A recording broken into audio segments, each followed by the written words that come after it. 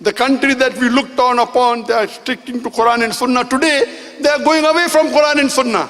And the more they will go away from Quran and Sunnah, the more we'll be degraded. There will be more injustice in that country. Today we know that previously Muslims were at least united on the issue of Palestine. Today we are divided. There are Muslim countries which are saying no problem that Israel wants to take over the country. What's happened to the Muslim Ummah?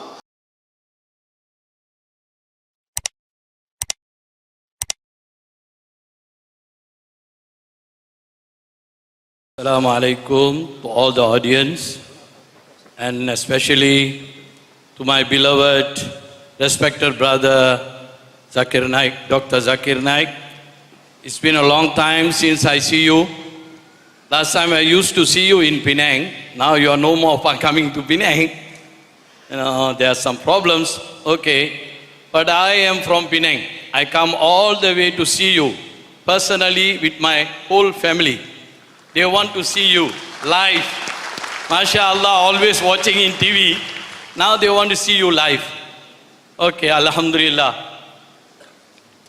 My question is, MashaAllah, the subject today is Islam is a solution for humanity, but it is very unpleasant that we are seeing in this world today what is happening in Syria, Muslims killing Muslims, what is happening in Yemen, Muslim killing Muslims, what is happening in they're like Myanmar. Yes, we agree. Rohingyans, they have been killed mercilessly.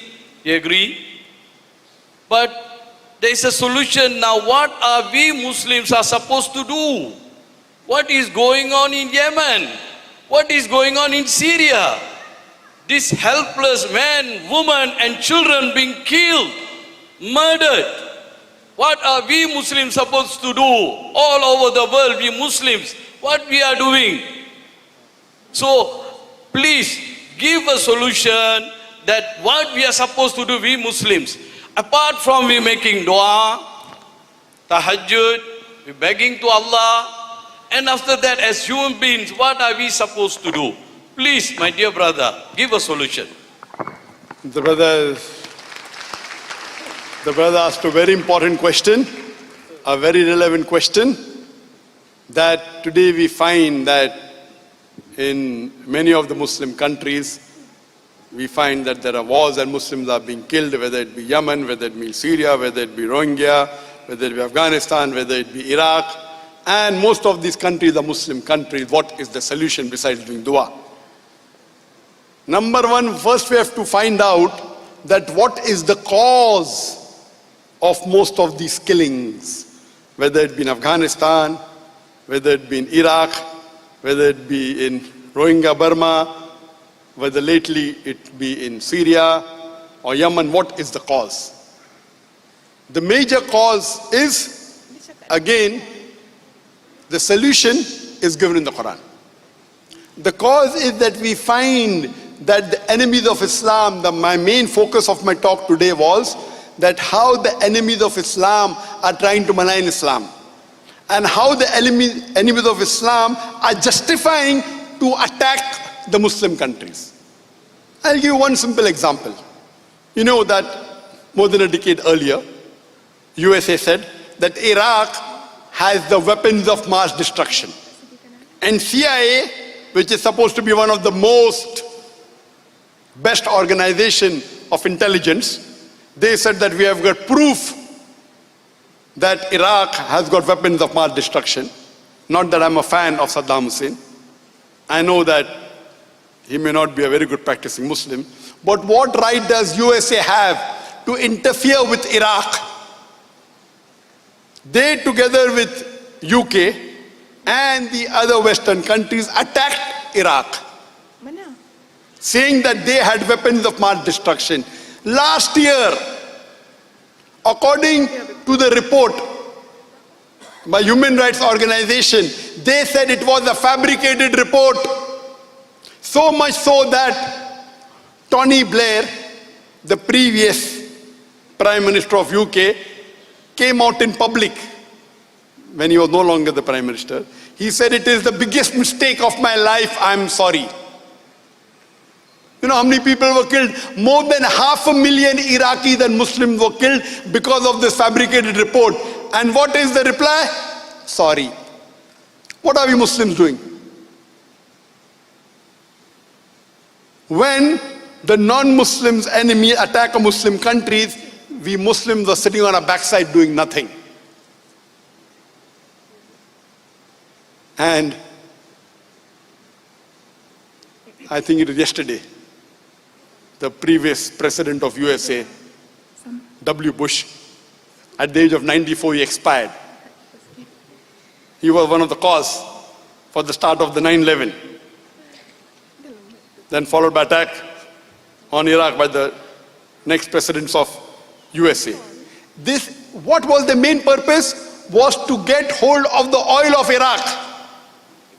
They fabricate a thing, and it was shown that they paid $540 million. USA paid $540 million to create a fabricated video to prove that Iraq had weapons of mass destruction. $540 million to make a video. We Muslims, what is the fault of the Muslims? We are not united. In Afghanistan, when Afghanistan had a war with Russia, Soviet Union, which was the enemy of USA, the USA takes help of the Muslim country, along with Afghanistan, to take out Russia. Hillary Clinton said in a video that they spent $8 billion in supporting the Afghanistan and creating Taliban to fight the Russians. They create and then say that they are terrorists. Who is the bigger terrorist? The person who does the act or one who creates? The person who makes the person a terrorist. Who's the bigger terrorist? What are we doing? Nothing. They send clusters bomb in the country which is one of the weakest countries in the world, Afghanistan. They send cluster bomb. The bomb goes down and then it disintegrates into various bombs, killing thousands, tens of thousands of Afghani. What did the Muslims do? Nothing. The problem is that we Muslims are united. All these, what you find, all the war zone, when the Muslims are being killed, who is supporting the killing of the Muslims? Non-Muslims. Who's the one who engineered most of the places? You will find it's a fabricated things created by the enemies of Islam to attack the Muslim country, whether it be for oil, whether it be for money, whether it be for power, whether to attack or destroy the enemies. So previously the biggest enemy of the USA before 9/11 was communism, was Russia. So they joined hands with the Muslim countries to take out Russia. The solution to this problem is given in the glorious Quran, in Surah Imran, chapter number 3, verse number 103, where Allah says, وَاعْتَصِمُوا بِحَبْلِ اللَّهِ جَمِيعًا وَلَا تَفَرَّقُوا. Hold to the rope of Allah strongly and be not divided. The rope of Allah is the glorious Quran and the authentic hadith of Muhammad sallallahu alaihi wasallam. If we Muslims hold strongly to the rope of Allah and the authentic sayings of Muhammad sallallahu alaihi wasallam, we will be on top of the world. If you read the history, before the Quran was revealed, the Arabs were looked down upon. It was called as Yawmil Jahiliyyah, the days of ignorance. After the Quran was revealed, the Arabs became on top of the world.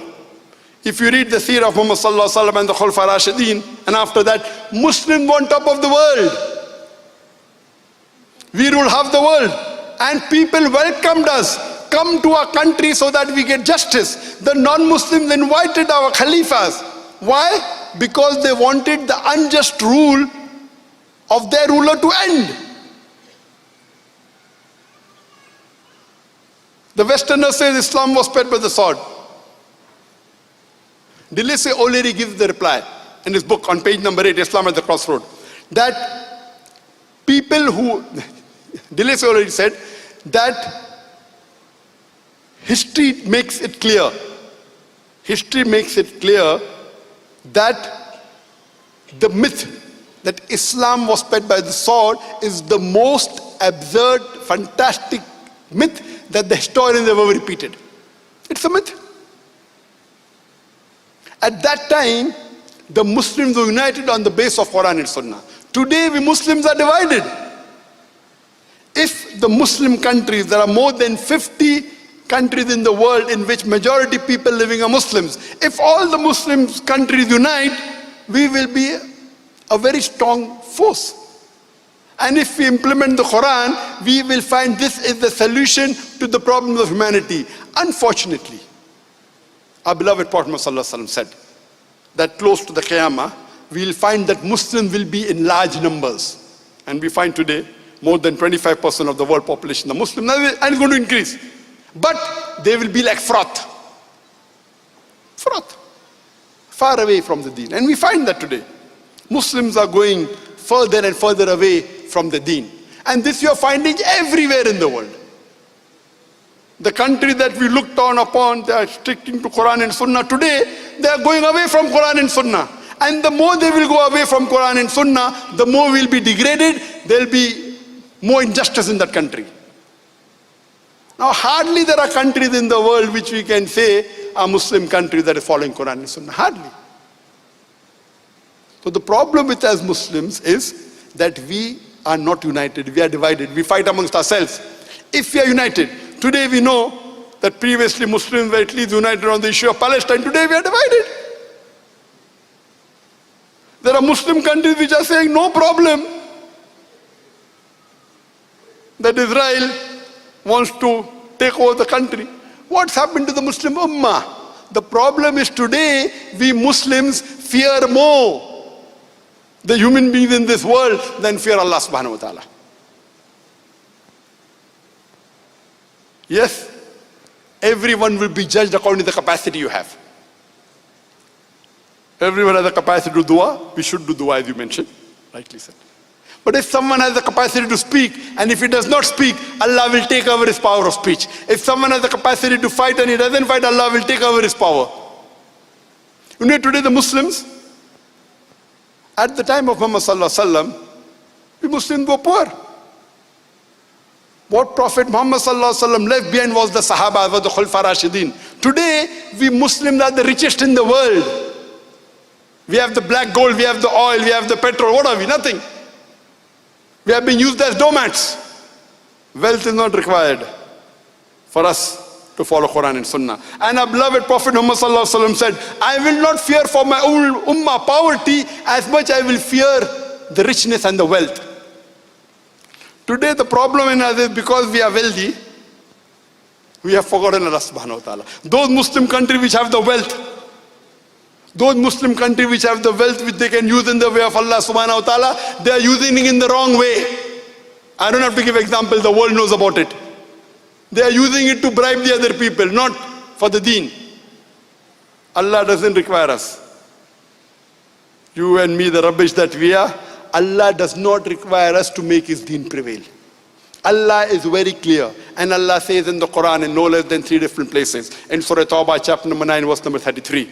In Surah Fatah, chapter number 48, verse number 29. And Surah Saf, chapter number 61, verse number 9, Allah says, هُوَ الَّذِي أَرْسَلَ رَسُولَهُ بِالْهُدَى وَالدِّينِ الْحَقِّ لِيُظْهِرَهُ عَلَى الدِّينِ كُلِّهِ. That Allah sent his messenger with guidance and the religion of truth so that it will prevail over all the other religions, all the isms. And Allah says, وَقَفَى بِاللَّهِ شَهِيدًا. And enough is Allah as a witness once. And Allah says twice, how much the mushrikeen don't like it. Allah has given a promise that this deen of Islam will prevail over all the other religions, with or without us. Allah does not require you and me, the rubbish that we are. His deen, Allah is sufficient, will make it prevail.